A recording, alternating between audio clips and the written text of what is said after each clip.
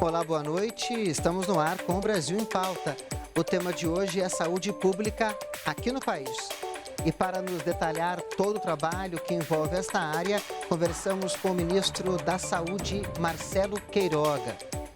Com o fim do período pandêmico da Covid-19, o mundo se depara com a varíola dos macacos. Aqui no Brasil, o Ministério da Saúde já iniciou tratamentos contra esse vírus e a pergunta que fica é: o Sistema Único de Saúde, o SUS, está preparado para novas doenças endêmicas?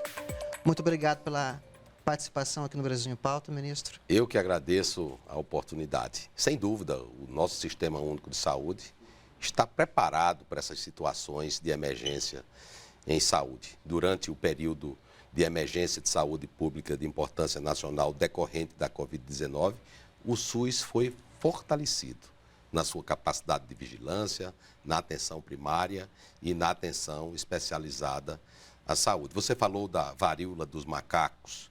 Varíola dos macacos e Covid são absolutamente distintas. Varíola dos macacos é uma doença antiga. Desde 1976, ela é endêmica na África. Já a Covid, uma doença nova. Os vírus são diferentes. É um vírus de DNA, o da varíola dos macacos. Da Covid-19, um vírus de RNA que sofreu muitas mutações. E em relação à questão de como o Ministério da Saúde está se preparando para o enfrentamento da varíola dos macacos, que é o que está mais sendo discutido nesse momento. Existe uma negociação por intermédio da OPAS para a aquisição de 50 mil doses de vacina, é isso, ministro? A vacina é um dos pontos, mas não é o principal. O principal é reforçar a nossa rede de diagnósticos. Isso foi feito. Desde o primeiro rumor sobre a saída desse vírus da África para a Europa, o Ministério da Saúde começou a se estruturar e rapidamente 4 laboratórios foram preparados para o diagnóstico e nós já expandimos para 8 laboratórios. Além dessas ações, uma articulação com estados e municípios e uma campanha para informar a população sobre as formas de contágio dessa doença. Adicionalmente, a vacina, 50 mil doses dessa vacina, que não é específica para a varíola dos macacos, mas que tem demonstrado boa eficácia para grupos específicos, não há recomendação no momento para vacinação em massa, e um medicamento antiviral, que é o Tecovirimat, que deve ser utilizado em situações muito específicas. O uso é o uso compassivo, ou seja, é diante de situações onde não temos mais outras alternativas para esses pacientes. Vale dizer que essa doença tem baixa letalidade, ao contrário da Covid-19. Essas 50 mil doses devem chegar ainda no mês de setembro aqui no Brasil? Na segunda quinzena de setembro, essa é a expectativa. E a boa notícia é que nós podemos fracionar essas doses. Estudos já mostram que uma dose dessa pode ser fracionada em 5 doses, não é? Então, nós podemos beneficiar um número maior de pessoas. A princípio, são aqueles que têm contato direto com o material contaminado ou aqueles indivíduos de maior risco. Essa doença ela é muito prevalente em homens que fazem sexo com homens. Boa parte deles também tem HIV positivo, mas qualquer pessoa, desde que tenha um contato pele a pele, mucosa a mucosa, pode adquirir a doença. Temos que deixar bem claro que não é para se estigmatizar pessoas, nem discriminar porque tenha uma doença ou outra. Nós temos sim que cuidar de todos. O esquema vacinal, no caso da varíola dos macacos, são 3 doses da vacina, é isso? São 2 doses. 2 doses. São 2 doses da vacina. Agora, a Fiocruz também submeteu à Anvisa 2 kits de diagnósticos em relação à varíola dos macacos e esses kits foram aprovados para uso emergencial e tópico nesse momento pela Anvisa. Eles estão sendo incorporados pelo Ministério da Saúde, vão passar pela Conitec ainda, como é que está essa questão? Não há necessidade destes testes passarem por avaliação da Conitec. E a Fiocruz, que faz parte do Ministério da Saúde, ter condições em tão pouco tempo de já produzir testes de diagnósticos, atesta o que eu falei, o fortalecimento da nossa capacidade de resposta às situações de emergência de saúde pública. Agora, também está sendo discutida a implantação de uma vacina, se eu não me engano, é o FMG, Fiocruz, em relação à varíola dos macacos. É isso, ministro? Perfeito. É algo que está sendo trabalhado em pesquisas, não é? Já recebemos a Universidade Federal de Minas Gerais, o que nós chamamos de semente, né? Que depois gera a produção do IFA, e a Fundação Oswaldo Cruz, através de biomanguinhos, tem capacidade de fazer escala. Mas isso é se houver uma indicação de vacinação para um grupo maior de pessoas. No mundo inteiro, o surto ele tem diminuído, a velocidade de progressão dos casos é menor, né? E nós estamos numa fase de platô com queda. Então, esperamos que esse surto seja controlado. Então, para as pessoas que nos assistem aqui, todas as iniciativas do Ministério da Saúde estão sendo tomadas, esse é um ponto que o senhor reforçou, e há uma diferença abissal entre a varíola dos macacos e a Covid-19, são coisas diferentes. Totalmente distintas. E a população sabe que pode confiar no seu sistema único de saúde, que está preparado não só para enfrentar a monkeypox, como nós enfrentamos e vencemos essa emergência de saúde pública decorrente da Covid-19, e uma avalanche de problemas, que são problemas prevalentes, como doenças cardiovasculares, responsáveis por 18 milhões de óbitos no mundo, e aqui no Brasil, mais de 380 mil óbitos por todos os anos. Nós melhoramos a condição do atendimento pré-hospitalar do infarto, nós criamos programas para reforçar a política de atenção cardiovascular de alta complexidade, porque para nós, no Ministério da Saúde, nunca paramos. Estamos sempre atentos e alertas para atender a população brasileira. O senhor citou aqui que, de uma certa forma, talvez a gente possa interpretar desse jeito o que o senhor colocou. O enfrentamento à Covid-19 foi uma coisa, né, que o Sistema Único de Saúde nunca tinha feito antes, até pelo motivo da criação dele e porque a última epidemia tinha sido lá no começo do século XX, XVI, XVII, XVIII. Esse enfrentamento da Covid-19 foi uma experiência que deixou o SUS ainda mais resiliente, mais forte para enfrentar novas endemias que possam ocorrer no decorrer do mundo, como a varíola dos macacos? Com certeza, né? É uma época de grande aprendizado. Todos nós aprendemos, lamentamos todas as vidas perdidas, mas hoje há uma consciência em todos que o sistema de saúde é o principal instrumento de justiça social desse país. Então, ter sistemas de saúde de acesso universal como é o nosso, que sejam fortes e resilientes, é absolutamente recomendável. Há outros países, como por exemplo os Estados Unidos, não tem um sistema de saúde de acesso universal como o Sistema Único de Saúde do Brasil. Outra questão também ligada a essa varíola dos macacos e essas endemias que eu queria colocar para o senhor é essa concertação entre os países via Organização Mundial da Saúde, via a OPAS. Quando você tem uma pandemia, quando você tem uma emergência em saúde pública, essa concertação é fundamental para enfrentar os problemas, mesmo considerando as características de cada país, não é isso, ministro? Muito importante. O diálogo com os organismos multilaterais da saúde é fundamental. O Brasil é um país que tem essa tradição. Nós somos fundadores da Organização Pan-Americana de Saúde, que precede a própria Organização Mundial de Saúde.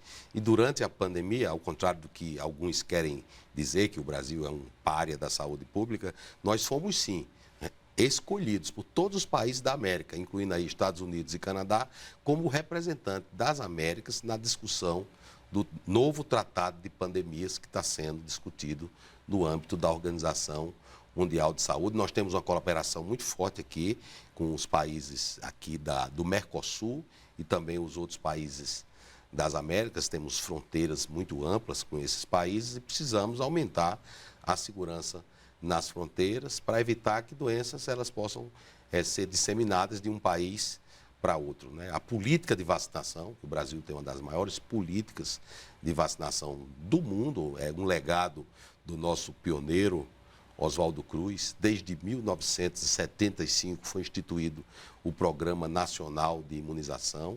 Nós erradicamos a poliomielite em 1989, mas isso não é motivo para baixarmos a guarda.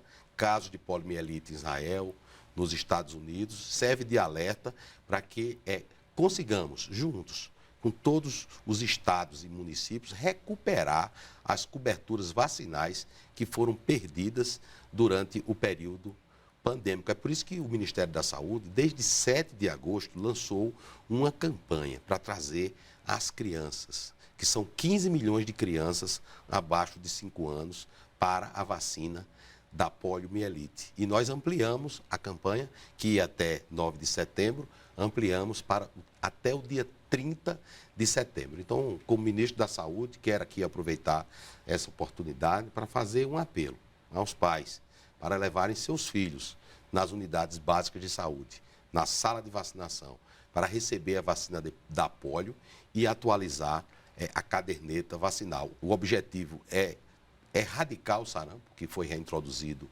em 2019, e as vacinas estão disponíveis. São mais de 22 vacinas disponíveis gratuitamente para a população brasileira no nosso programa de imunizações.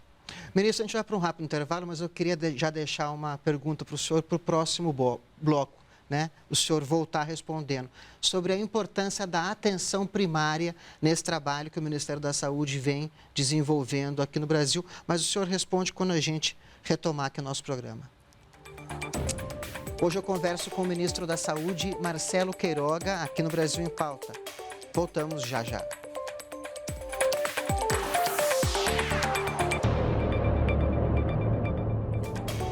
Estamos de volta com o Brasil em Pauta. O entrevistado é o ministro da Saúde, Marcelo Queiroga. Deixei aquela pergunta para o senhor em relação da importância da atenção primária. O senhor gosta de comentar sobre esse segmento. Então, queria que o senhor falasse um pouquinho da importância da atenção primária no enfrentamento da Covid-19 e para o próprio funcionamento do Sistema Único de Saúde aqui no Brasil. Bom, eu sou um médico da atenção especializada. Eu sou especialista em cateterismo do coração. Mas as grandes transformações na saúde pública, sem dúvida, nós faremos na atenção primária à saúde, presente em todos os municípios do Brasil. 48 mil equipes de unidades básicas de saúde em todos os estados e que realmente faz a diferença nas mudanças de indicadores de saúde pública. Através do programa Previne Brasil, nós trouxemos um novo modelo de remuneração para a atenção primária. É um modelo de captação ponderada. Não é só alocar o recurso. Nós queremos alocar o recurso, mas nós queremos que hajam metas a serem cumpridas.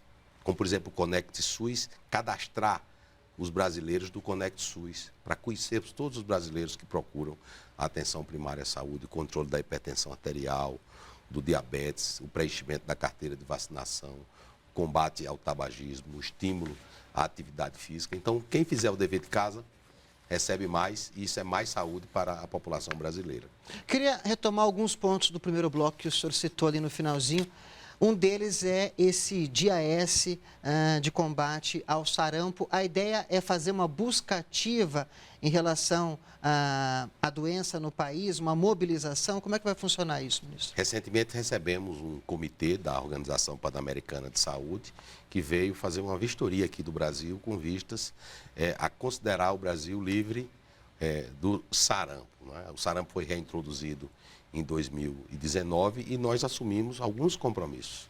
Entre outros, essa busca ativa, essa busca para vacinar a nossa população contra o sarampo e, ao vacinar contra o sarampo, também atualizar a carteira de vacinação das nossas crianças. Não é? No dia 13, nós fizemos essa ação, que nós chamamos de Dia S, mas, na realidade, todos os dias são Dia S, porque é uma meta, né, como eu falei, do programa Previne Brasil, atualizar a nossa campanha de vacinação. Agora, o sarampo foi reintroduzido em 2019 por conta da fronteira ali com a Venezuela. O senhor falou dessa ação específica em relação às fronteiras e a gente tem os CIEVs nas fronteiras brasileiras. Eu queria que o senhor falasse um pouquinho da importância desses centros. Os Centros de Inteligência e Vigilância Estratégica de Saúde, CIEVs, são como se fossem os olhos do SUS. Eles estão ali para todo alerta que surge, toda ameaça que surge, terem respostas imediatas. Foram fortalecidos durante a pandemia. De 55, nós ampliamos para 164, principalmente nas áreas das fronteiras. Né? O objetivo é a proteção mútua. Não é que os nossos países vizinhos sejam eles os únicos responsáveis por introduzir doenças aqui no Brasil. Pode acontecer o contrário, do Brasil para os nossos Até porque o Brasil é muito vizinhos. mais conectado com o resto do mundo que os outros países, de uma certa forma. O Brasil, né? é o grande irmão aí, né? É o hub, né? Dessa fronteira, e os países outros têm um nível de desenvolvimento social menor do que o nosso, e cabe a nós apoiarmos esses países, sobretudo porque essa é a filosofia do Sistema Único de Saúde, é a solidariedade e a equidade. Então, nós temos campanhas de vacinação nas fronteiras, justamente para criar essa proteção que beneficie os países que estão nessa região fronteiriça. Uma das metas também é atualizar a caderneta de vacinação dessas crianças que moram nessa região de fronteira? Com certeza, e temos feito isso. Eu mesmo já participei de diversos eventos conjuntos. Nós temos 33 cidades gêmeas. São cidades que você passa uma rua e está no outro país. Sim. Né? Eu fui agora para Tabatinga, Letícia e Santa Rosa, quer dizer, Brasil, Peru e Colômbia. Entra o Rio Amazonas, né? É uma beleza esse nosso país. E tivemos a oportunidade de fazer uma grande mobilização para a vacinação da população daquela região de tríplice fronteira. Acontece o mesmo em Foz do Iguaçu, Paraguai, a Argentina, né? E temos trabalhado em conjunto com os ministros da Saúde do Mercosul para ampliar essas coberturas vacinais e aprendermos juntos a melhor forma de enfrentar as emergências de saúde pública. Agora, o senhor falou aqui um pouquinho dessas diferentes ações e prioridades do Ministério da Saúde ali na gestão do senhor. Uma delas é essa questão da atenção primária, né? Esse reforço que houve na atenção primária. Quais seriam as outras áreas que o senhor poderia descrever para a gente esse trabalho reforçado do Ministério da Saúde? Temos atuado fortemente na atenção especializada à saúde.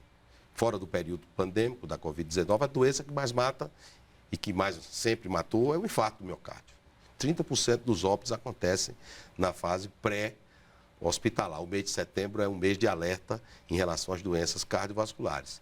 Então, nós fortalecemos o atendimento pré-hospitalar do infarto. No infarto, a artéria, ela obstrui por um coágulo e o melhor tratamento é desobstruir rapidamente essa artéria. Isso pode ser feito de duas maneiras, ou através de cateterismo ou através de um medicamento chamado trombolítico. O cateterismo precisa de uma estrutura logística e operacional muito mais complexa. Já o trombolítico, nós podemos administrar nas ambulâncias do SAMU. Pois bem, nós criamos um programa que triplicamos os recursos para a aquisição dos trombolíticos, de 15 milhões para 45 milhões. Também priorizamos, dentro da tabela do SUS, os procedimentos de intervenção coronária percutânea, que nós chamamos de angioplastia primária, e a meta é reduzir em cerca de 15% a mortalidade por infarto no Brasil. Temos um trabalho que associa a chamada saúde digital, realizado em parceria com a Universidade Federal de Minas Gerais. Essa é apenas uma das ações, mas tem muitas outras. Eu queria que o senhor falasse um pouquinho também dessa atenção dispensada às mulheres gestantes, puérperas, a essa rede materno-infantil. A rede de atenção materno-infantil tem como objetivo melhorar a qualidade do atendimento às nossas gestantes e às nossas crianças. A principal causa de óbito das mães nas gestações de alto risco são sangramento, infecção, hemorragia, e nós precisamos capacitar as nossas maternidades para ter condição desse atendimento. Na realidade, o cuidado começa na atenção primária, no cuidado do pré-natal. O governo ampliou os investimentos na atenção materno-infantil. De cerca de 800 milhões, ampliamos agora em 2022 para 1,5 bi através do programa que chamamos RAMI, Rede de Atenção Materno-Infantil, né? Mais cuidados para a mãe e para as nossas crianças, que são o futuro do nosso Brasil. Agora, o senhor comentou aqui uma questão que é bem interessante, das fronteiras, mas dá para a gente ampliar um pouco. O Brasil é um país continental, 8 milhões e meio de quilômetros quadrados. As regiões são muito diferentes, norte, nordeste, centro-oeste, sul e sudeste. E para enfrentar essa complexidade toda, existe o programa Médicos pelo Brasil. Queria que o senhor falasse um pouquinho para a gente desse programa. O Brasil tem muitas áreas remotas, né? Áreas indígenas, e que nós temos que levar as equipes de saúde da família, nas quais se inclui os médicos. O programa Médicos pelo Brasil, ele substitui o programa anterior e ele buscou aprimorar aquele programa anterior, trazendo situações para estimular o médico a se fixar nas regiões remotas. E uma das formas é criar uma carreira para o médico dentro do sistema de saúde, com vínculo. Então, o programa Médicos pelo Brasil tem um vínculo para o médico, um vínculo de carteira assinada, CLT. Então, o objetivo é que em 4 anos, todos os médicos que vieram pelo programa anterior sejam substituídos por um médico integrante do programa Médico pelo Brasil, que é selecionado por uma agência independente, chamada DAPS, Agência de Desenvolvimento da Atenção Primária à Saúde. Esses médicos, eles têm que fazer uma formação em saúde da família, isso durante 2 anos, e após eles completarem essa formação, eles vão receber o vínculo empregatício com a DAPS. E, com isso, eles podem ter uma carreira dentro do sistema de saúde, com progressão, inclusive com o valor do salário aumentado. E quanto mais o médico se situa em áreas remotas, mais o salário dele pode aumentar. Temos que cuidar dos nossos recursos humanos, não só dos médicos, mas também dos profissionais de enfermagem, que estão na atenção primária, nos agentes comunitários de saúde. Já foi reconhecido os agentes comunitários de saúde.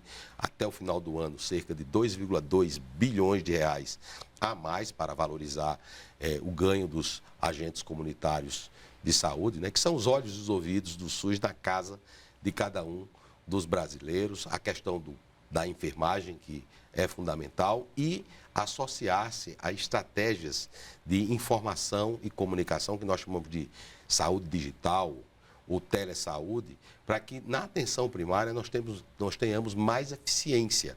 Nós temos que resolver 80% dos casos na atenção primária à saúde, evitando deslocamentos desnecessários para a atenção especializada e aprimorando o atendimento no Sistema Único de Saúde do nosso Brasil.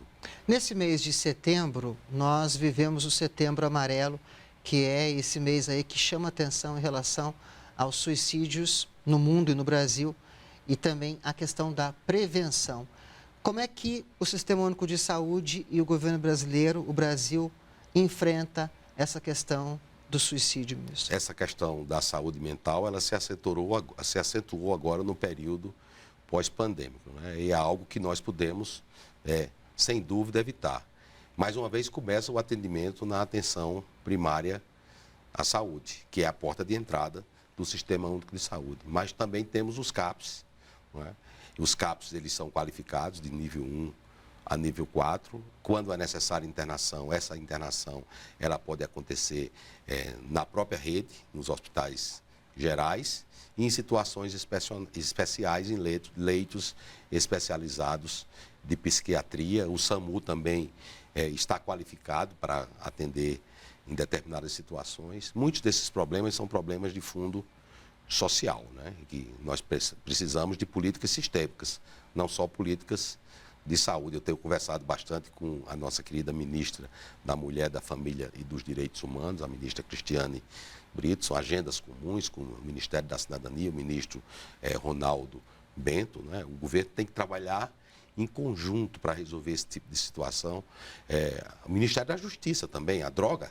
Justiça e Segurança Pública. A droga está envolvida em boa parte dessas questões relacionadas à saúde mental, sobretudo o crack, né? Então temos que resolver os problemas sociais do Brasil para avançarmos em políticas públicas efetivas para cumprir o preceito da nossa Constituição Federal, né? Que é o compromisso com a dignidade da pessoa humana. Ministro, muito obrigado pela participação aqui no Brasil em Pauta. Tratamos de vários assuntos e creio que deixamos aí explicações para quem nos assiste. Com certeza. Estou aqui à disposição para retornar ao seu programa e trazer mais esclarecimentos para a população brasileira. Muito obrigado, ministro. O Brasil em Pauta recebeu nesta edição o ministro da Saúde, Marcelo Queiroga.